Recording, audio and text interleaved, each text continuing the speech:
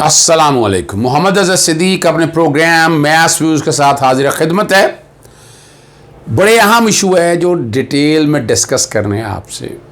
अब God father या सिजिलियन mafia के असली चेहरे में आज आपके सामने दिखाने लगा हूँ। ये दूसरे हिस्से में पहले मैं आपके सामने जो इशू रखने लगा हूँ वो जस्टिस काजी फ़ाइज़ ईसा का। आपको पता है मैं डिफरेंट प्रोग्राम्स किए थे, नाम दिया था क्यूरेटिव पिटीशन का, लेकिन वफाकी हुकूमत साहब से रिव्यू पिटीशन भी कह रही कि पहली ही रिव्यू पिटीशन जी बिल्कुल जस्टिस काजी फ़ाइज़ ईसा में कि जो पहला फैसला था पहले फैसले से आगे चली गई, रिव्यू में उससे आगे मामला चले गए हैं। तो जब रिव्यू अपनी ओरिजिनल फैसले को अगर तो सिर्फ सेटिस्फाइड करने की बात है, जब उससे आगे चले जाएंगे, वो जो ऑर्डर शॉर्ट ऑर्डर आया है, शॉर्ट ऑर्डर आपके साथ वो शेयर करेंगे, यकीनन आप देख सकेंगे उनमें बड़ा क्लैरिटी और सारा कुछ ही तकरीबन प्राइमा फेशी ऐसा है कि सारा मामला दबा दिया गया। नजर यही आ रहा है, डिटेल रीजनिंग आएंगी तो क्लियर हो जाएगा, एफबीआर की रिपोर्ट और वो सारा एक्शन को, लेकिन हकायक तो ख़त्म नहीं हुए, वो हकायक अपनी जगह जिंदा है। लेकिन अभी वजह ये बताने की दिन रह गए हैं थोड़े। 26 अप्रैल से 26 मई रिव्यू दाखिल करना था, दाखिल कर दिया उन्होंने और रूल 26 का एतराज़ लगाया रजिस्ट्रार ने कि रिव्यू के ऊपर रिव्यू नहीं आ सकता। उसका रूल रूल 7 है, लेकिन आर्टिकल 188 में ऑल ऑर्डर्स और उनकी बात हुई है और उसमें ऐसी कोई गुंजाइश मौजूद नहीं है जो अगर कहा जाए आर्टिकल 188 को देखा जाए। ये तो चूँकि सुप्रीम कोर्ट रूल्स है और मैंने इसमें तजवीज़ दी थी कि नया कानून भी बन सकता है, इस कॉन्टेक्स्ट में ना भी बने, लेकिन अब उस फैसले को अगर देखें तो वफाकी हुकूमत या बाकी लोगों का हक है कि जो फ़ैसला जो रिव्यू का फ़ैसला है वो ओरिजिनल फ़ैसले से बहुत आगे चला गया है। वो तो सिर्फ़ और सिर्फ रेफरेंस की हद तक था, मेलाफिडी की हद तक बात थी, लेकिन उसमें आप रोक नहीं सकते कोई इन्फॉर्मेशन फ्लो ऑफ इन्फॉर्मेशन का, चीज़ों का, सारी आर्टिकल 19A की भी वायलेशन है जहाँ तक बाकी कवानीन को सामने रखते हुए। और इसमें जब प्रोग्राम मैंने किया था इरफान कादर तो कहने थे अगर ये जो सुप्रीम कोर्ट का फ़ैसला है उनके बकौल जजेस ने अपना ओथ तोड़ा है, उन्होंने अपनी जुरिसडिक्शन एक्सीड की है रिव्यू के कॉन्टेक्स्ट में, ये उनका कहना है। लेकिन मैं भी ये समझता हूँ कि इस सारे मामले में एक क्यूरेटिव पिटीशन ना सही चलें। वैसे तो क्यूरेटिव पिटीशन जो कि पाकिस्तानी कॉन्स्टिट्यूशन में या जुरिसडिक्शन में या लफ्ज़ नहीं है, इंडियन जुरिसडिक्शन में मौजूद है, लेकिन उस रिव्यू को जो फैसला आया है वो काबिल रिव्यू है। That has to be reviewed one way और दी अदर। सुप्रीम काउंसिल को इस सारे मामले को देखना है। अब देखते हैं क्या फ़ैसला करते हैं, ये तो तय होगा आने वाले दिनों में जो डिटेल जजमेंट आएगी। अब उस पर जो कि एतराज़ लगा है उसकी अपील दायर कर रही हैं। जब एतराज़ लग जाए कि मेंटेनेबिलिटी नहीं है तो वो रजिस्ट्रार के फ़ैसले के ख़िलाफ़ under the supreme court rules appeal दायर होती है। जो जज इन चैम्बर, एक सिंगल जज जो है उसकी अपील को सुनता है, उस पर एतराज़ दूर करता है। और कई दफ़ा ऐसा हुआ कि जुरिसडिक्शन और ये सारे मामले कह देते हैं मेंटेनेबिलिटी वाला मामला भी कोर्ट के अंदर देखेंगे। तो दिन रह गए हैं थोड़े उनके पास। 26 तारीख आई खड़ी है, 25 जून ही आप कहेंगे, आज हम 18 जून में बैठे हैं तो दिन सारे रह गए हैं 6 दिन ही समझ लें, 18 और 6 24 7 दिन लगा लें आप। तो वो उस पर अपील जो जजेज़ हैं यानी चैम्बर में सुनेंगे सिंगल जज, उनके सामने ये अपील जानी है। अब देखते हैं ये कब ये अपील फ़ाइल की जाती है। टाइम बहुत तेज़ी से गुजर रहा है। दूसरा इशू बड़ा अहम है जो मैंने गॉड फादर या सिजिलियन माफिया के हवाले से बात की है। अच्छा, उसकी मिसाल मैं बाद में चलूँगा। आप दोस्त हैं हमारे जहांज़ेब जदून, एडवोकेट हैं, वो मानसरा पहुँच गए। अच्छा, आप हैरान होंगे मानसरा क्यों पहुँच गए? अब यही बतानी है बड़ी ज़बरदस्त बात आपको। मानसरा इसलिए पहुँच गए कि सुप्रीम कोर्ट के साबका जज एजाज अफजल ख़ान उनके बेटे और भाई के ख़िलाफ़ पर्चा दर्ज कराया है। एक MNA हैं, उनका नाम वाज़ेह तरफ आपको पढ़ देता हूँ। ये कैप्टन सफदर के भाई हैं, मोहम्मद सज्जाद अवान। और ये नेशनल स्टैंडिंग कमेटी ने ऑर्डर पे पर्चा हुआ है। मैं हैरान हूँ, नेशनल असेंबली की स्टैंडर्ड कमेटी का इख्तियार कहाँ से आ गया कि वो पर्चे करवाती फिर? ये कौन सी लेजिस्लेटिव बॉडी है? कौन ये कोई कोर्ट आ गई डायरेक्शन देती फिर रही है? लेकिन यहाँ कमाल है और उसके पीछे साजिश जो बेनकाब करने लगा हूँ कि बाकायदा पूरी प्लानिंग के साथ ये मुस्लिम लीग नून माफियाज ने ये सारा काम किया। ये FIR मेरे हाथ में मौजूद है, कोशिश करूँगा बैकग्राउंड में चले जाए। FIR नंबर 672 और वक़ुआ को 13 अप्रैल 2021 का बताया गया है इसके अंदर, और 8 जून 2021 को ये पर्चा दर्ज हुआ है। और जो जुर्म जो लगाए गए हैं 148, 149, 337H और 506 विद इन ब्रैकेट 2 PPC।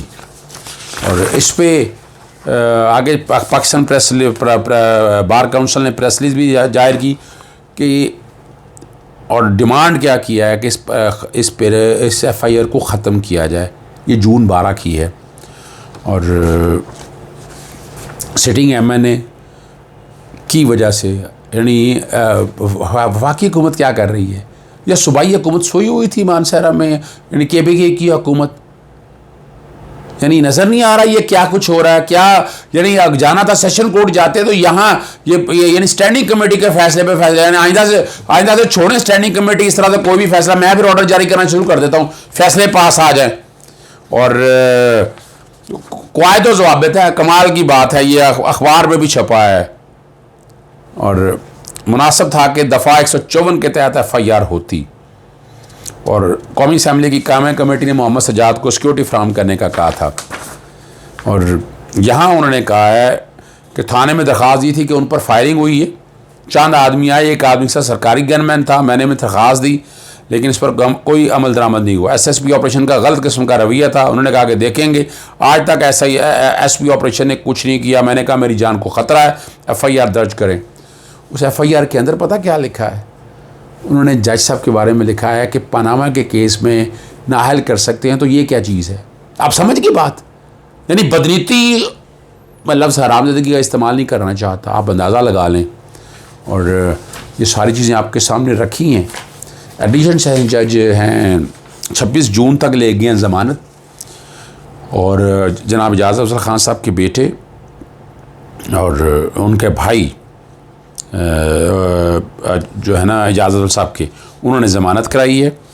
ज़मानत कबलस गिरफ्तारी, ज़रूरत नहीं थी गिरफ्तारी कराने की। इस पर बार काउंसिल, जो बार एसोसिएशन, सब ने अपना हड़ताल का भी कहा है। और बाकायदा उन्होंने डिमांड की है कि यह पर्चा खारिज किया जाए। और फार्मर मेंबर जो KP बार काउंसिल के हैं शाहजहान खान सवाती ने, और जो मीटिंग में बैठ के उन्होंने कहा ये नज़र आ रहा है कि ये लीगियों ने मिलकर बदमाशी के साथ और ये FIR करवाई है। और उसमें मिसाल मैंने आपके सामने बताई थी कि वकील कौन गया, जहांज़ेब जूदू, उनका ताल्लुक़ मानसहरा से नहीं है। तो ये लंदन में बैठ के पूरी प्लानिंग हुई है। कहाँ तैयारी प्लानिंग हुई है? लंदन में बैठकर पूरी प्लानिंग हुई है ये सारी। और नवाज़ शरीफ ख़ुद इसको मॉनिटर कर रहे हैं और मरियम सफदर इस सारे मामले को ख़ुद देख रही है। कोई डाउट रह गया? ये जो गॉड फादर या सीरियल माफिया के लफ्ज़ में आपको डाउट रह गया कि अगर हुकूमत इनकी होती तो ये जीना आराम कर देते?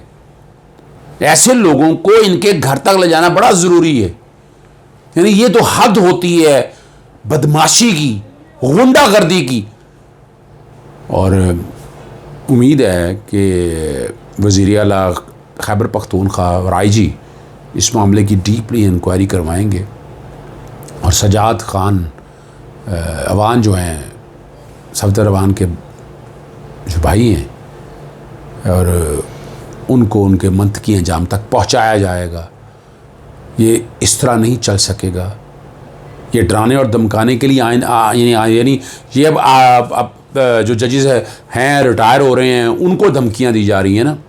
इसी दौर के फ़ौरन बाद आपने देखा पीपल्स पार्टी के कुछ लोगों ने, अहदेदारों ने जनाब चीफ जस्टिस गुलजार अहमद खान साहब को धमकियाँ दी, आपके सामने मौजूद है। वो FIR में दरख्वास्त हम दे रहे हैं, बाकायदा हम FIR में मामला लेकर जा रहे हैं उनके ख़िलाफ़। और तौहीन अदालत भी है। आप सिर्फ यहीं से अंदाज़ा लगा लें कि ये बदमाशी की, लॉलेस की हद है। और इन लोगों ने ऐसे बाज नहीं आना है। कौम को उठना होगा, इन लोगों का मुकाबला करना होगा, वरना कोई नहीं उठेगा। और ये अगर आप इन मामलात को आसान तरीके से लेकर चलेंगे तो ये बदमाशियाँ सब ख़त्म हो जाएगी, वरना ये बदमाशियाँ परवान चढ़ती रहेगी। आप अंदाज़ा लगाएं ना। यानी अदालत, यानी हम ही काम बंदा ने FIR दर्ज करानी हो तो दर्ज ना हो, तरीक़ाकार तय कर दिया है सुप्रीम कोर्ट के फ़ैसले ने कि वो बाकायदा कंप्लेंट जो है 7 दिन के अंदर कंप्लेंट होती है, नहीं होती तो फिर आप सेशन कोर्ट में जाते हैं। यहाँ स्टैंडिंग कमेटी के कहने पे सब पे पर्चे दर्ज हो रहे हैं, मानसहरा में दर्ज हो रहे हैं। और यकीनन खैबर पख्तूनख्वा के इस मामले में बड़ा सीरियस एक्शन लेना है और सीरियस एक्शन लेते हुए उन तमाम पुलिस अफसरान को बरतरफ करना है जिन्होंने FIR दर्ज की और जिन्होंने हालात और वाक़या सारे नहीं देखे। और नज़र आ जाना चाहिए कि बीच में बदमाशी है और मिलाइन करने की। अब FIR के कंटेंट से अंदाज़ा हो जाता है, तौहीन अदालत है, उसको भी मैं समझता हूँ। मैं उसकी बेटर कॉपी मेरे पास अवेलेबल है, लेकिन बेटर कॉपी में मंगवा रहा हूँ और यकीनन हम इसके ऊपर बाकायदा एक लाएअमल तय करेंगे कि क्या तरीक़ाकार तय करना है, ऐसे लोगों का इलाज क्या करना है और हमारे जजेस का या हमारे रिटायर्ड जजेस की प्रोटेक्शन हमें करनी है। वकला बरादरी खड़ी है इस काम के लिए। इजाज़त दीजिएगा। अस्सलाम वालेकुम, खुदा हाफ़िज़, पाकिस्तान जिंदाबाद।